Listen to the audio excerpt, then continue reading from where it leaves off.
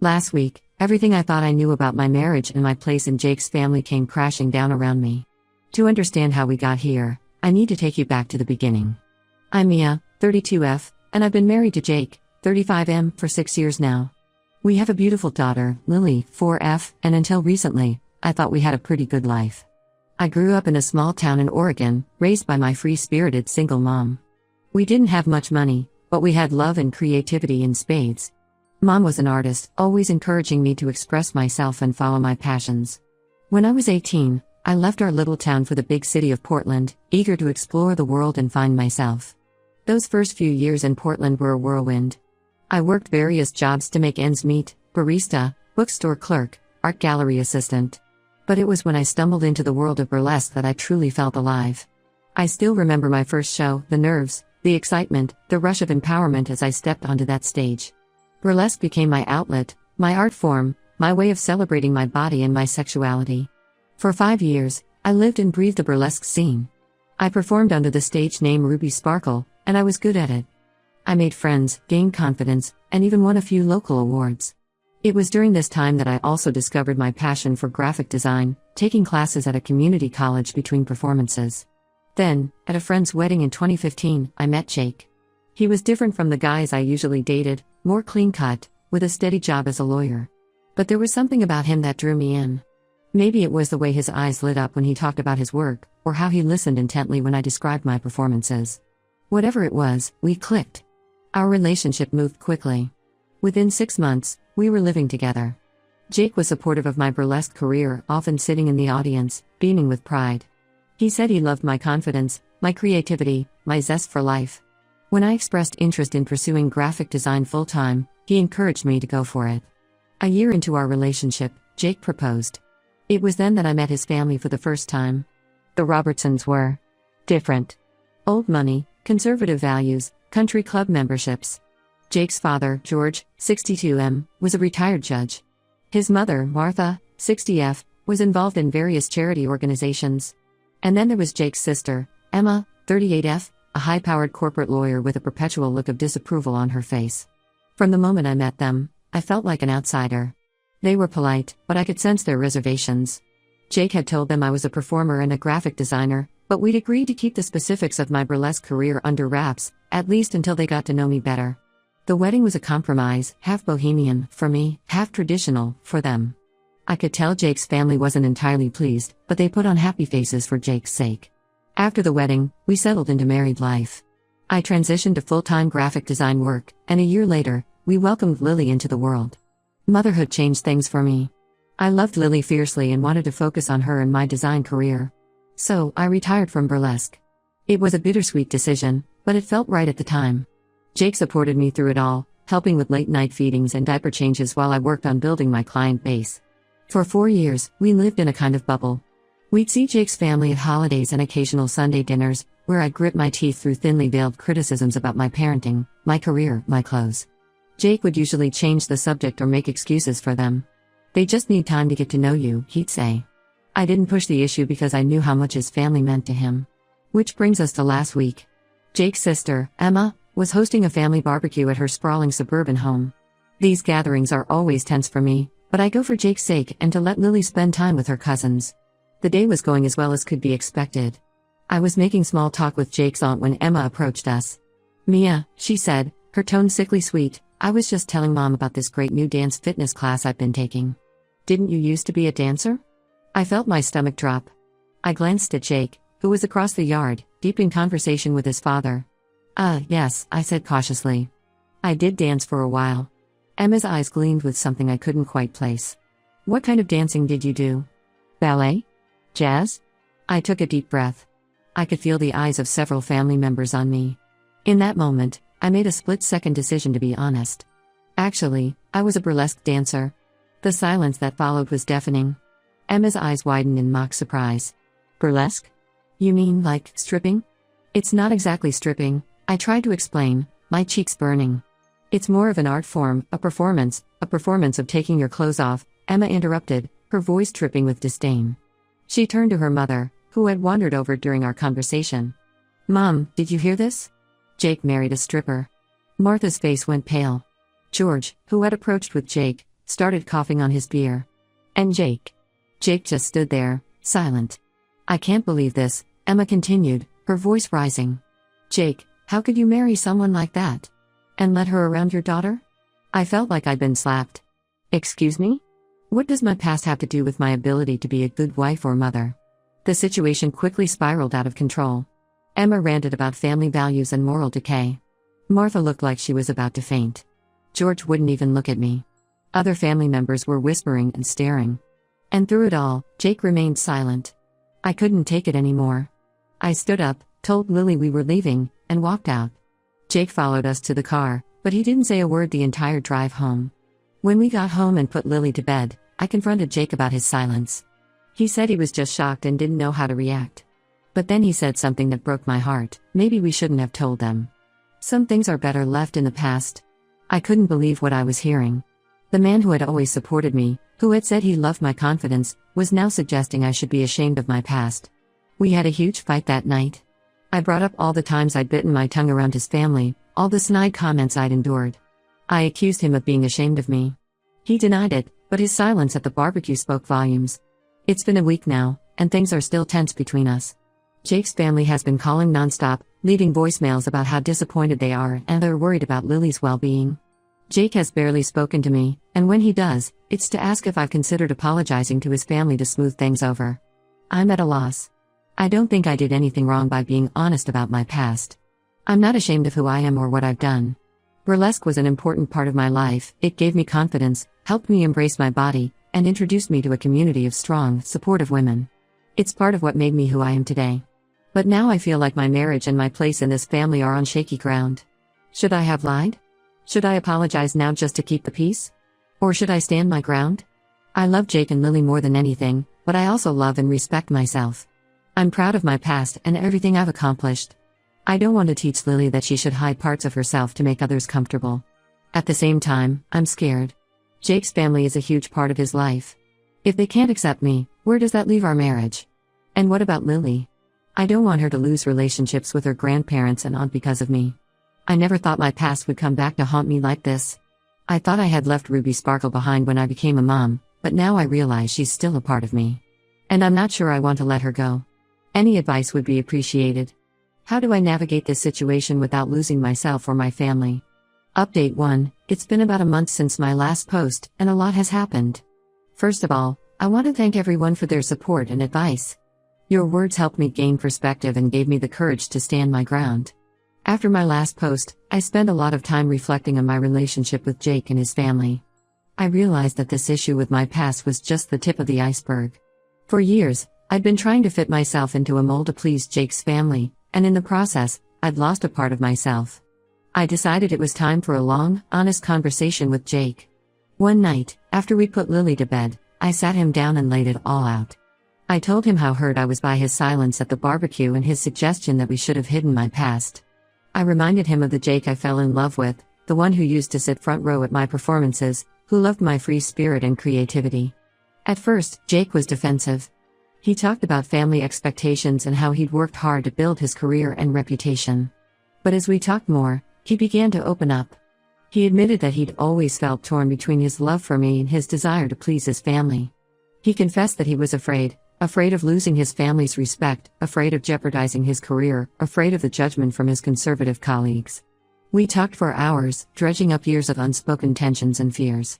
It was painful, but also cathartic. By the end of the night, we both felt drained but closer than we had in years. Jake promised to do better. He said he was proud of me and ashamed of how he'd acted. He suggested we invite his parents over to clear the air once and for all. The meeting with Jake's parents was tense, to say the least. Martha and George arrived looking uncomfortable, and for the first few minutes, we all just sat in awkward silence. Finally, Jake spoke up. He told his parents that he loved them, but that he wouldn't tolerate their treatment of me anymore. He talked about how my past as a burlesque dancer was part of who I am, and that it doesn't define my worth as a person, wife, or mother. I jumped in then, explaining more about burlesque, its history, its artistic elements, how it had empowered me. I showed them some of my old performance photos, the tamer ones, and some of the graphic design work I'd done for burlesque shows. I talked about how the confidence and creativity I gained from burlesque had made me a better mother to Lily. To my surprise, Martha seemed genuinely interested. She asked questions about the costumes and the music. George was quieter, but I could see him listening intently. The conversation wasn't all smooth sailing. There were moments of tension, particularly when the topic of how this might affect Jake's career came up. But overall, it felt like a step in the right direction. At the end of the evening, Martha hugged me. It was a bit stiff, but it was a hug nonetheless. George shook my hand and said he had a lot to think about. They both asked to see Lily soon. I felt hopeful after that meeting, but I knew we weren't out of the woods yet. Emma was still a wild card. She refused to be part of our reconciliation attempts and had been spreading rumors about me to extended family members and family friends. A week after our meeting with his parents, Jake came home looking troubled. He'd had lunch with a colleague who'd heard rumors about me being a stripper. Apparently, Emma had been talking to some of the partners' wives at his firm. I was furious. It was one thing for Emma to judge me, but actively trying to harm Jake's career? That crossed the line. Jake and I agreed that he needed to confront Emma directly. The confrontation didn't go well. Emma refused to back down, insisting that she was just telling the truth and that Jake was choosing his shameless wife over his family's reputation. Jake lost his cool and told Emma that if she couldn't respect his wife, she was no longer welcome in our home. The fallout from that fight was intense. Emma doubled down on her smear campaign.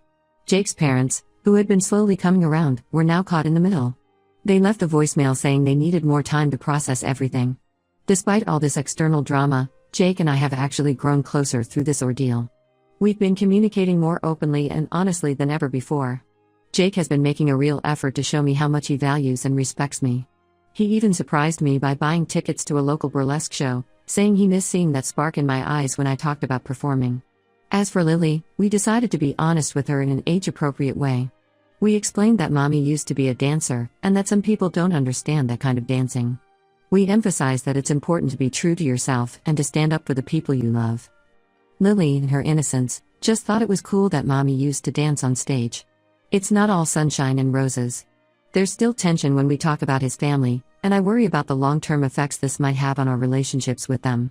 The situation with Jake's firm is also concerning. We're not sure yet how much damage Emma's rumors have done. But for now, I'm focusing on the positives. My husband is standing by me, our marriage feels stronger, and I haven't compromised who I am. I'm even considering taking a burlesque dance class, just for fun and to reconnect with that part of myself. I'll keep you updated if anything significant happens. Thanks again for all your support. It's been a challenging month, but I feel more like myself than I have in years. Update 2. It's been another 2 months, and things have taken an unexpected turn. I wish I could say everything worked out perfectly, but life is rarely that simple. After my last update, things were relatively quiet for a while. Jake's parents maintained their distance, but they were making small efforts, sending cards for Lily, making brief phone calls. Emma continued her smear campaign against me within the family and Jake's professional circles, but we were doing our best to ignore it and focus on our own little family. Jake stood firm in his support of me, which I appreciated immensely. We even started going to couples counseling to work through some of the issues that had come up during this whole ordeal. It was helping us communicate better and understand each other's perspectives. I had started taking that burlesque class I mentioned, and it felt amazing to reconnect with that part of myself. Jake came to watch my first recital, and seeing him in the audience, cheering me on like he used to, made me fall in love with him all over again. However, about 3 weeks ago, everything changed. Jake came home from work looking stressed and asked to talk. He told me that his law firm had been considering him for a partnership, but now they were having second thoughts. Apparently, word had gotten around about my past as a burlesque dancer, and some of the more conservative partners were concerned about the firm's image. I was shocked. I never thought my past would affect Jake's career like this. Jake assured me that he didn't blame me, but I could see the worry in his eyes. He's worked so hard for this opportunity, and the thought that I might be the reason he loses it was devastating. We spent the next few days trying to figure out what to do. Jake was adamant that he wouldn't ask me to lie or pretend to be someone I'm not. But I could see how much this partnership meant to him. It wasn't just about the money or the prestige, it was about recognition for years of hard work and dedication. After a lot of thought, I made a decision. I offered to talk to the partners myself, to explain my past and show them that I'm not the person they might be imagining. Jake was hesitant at first, worried about putting me in an uncomfortable position, but I insisted. If I could face down his family, I could face down a bunch of stuffy lawyers. So, last week, I met with the partners. I was nervous, but I channeled the confidence I used to feel on stage. I went in dressed professionally, but with a hint of my personal style, a vintage brooch that used to be part of one of my burlesque costumes. I explained my background in burlesque, emphasizing its artistic and historical aspects. I talked about how it had shaped me as a person, giving me confidence and creativity that I now use in my graphic design career and as a mother. I was honest about retiring from performing when Lily was born, but made it clear that I'm not ashamed of my past. To my surprise, most of the partners seemed impressed by my candor and confidence. One of them even admitted that they had misjudged the situation based on rumors and apologized for jumping to conclusions. I thought that would be the end of it, but then something unexpected happened. One of the female partners pulled me aside after the meeting. She said she was impressed by my presentation and asked if I'd be interested in helping with some of the firm's marketing materials. Apparently, they've been trying to update their image and appeal to a younger, more diverse clientele. I was floored. Not only had I potentially saved Jake's chance at partnership, but I might have landed myself a new client too. Jake was overjoyed when I told him how the meeting went. For the first time in months, I felt like things were really looking up. But of course, life is never that simple. Word of my meeting with the partners somehow got back to Jake's family. Emma, in particular, was furious. She accused me of flaunting my immorality and Jacob choosing his shameless wife over his family's reputation. Jake's parents, who had been slowly coming around, now seemed to be back on Emma's side. They left a voicemail saying they're disappointed in Jake's choices and that they need more time before they can see Lily again. So here we are. On one hand, Jake's career is back on track, and we might even have a new opportunity for me. On the other hand, the rift with his family seems bigger than ever. Jake and I are trying to stay positive. We're focusing on our little family and the good things in our life. But I'd be lying if I said it doesn't hurt to see how much Jake's family's rejection affects him. I'm not sure what the future holds, but I know Jake and I will face it together.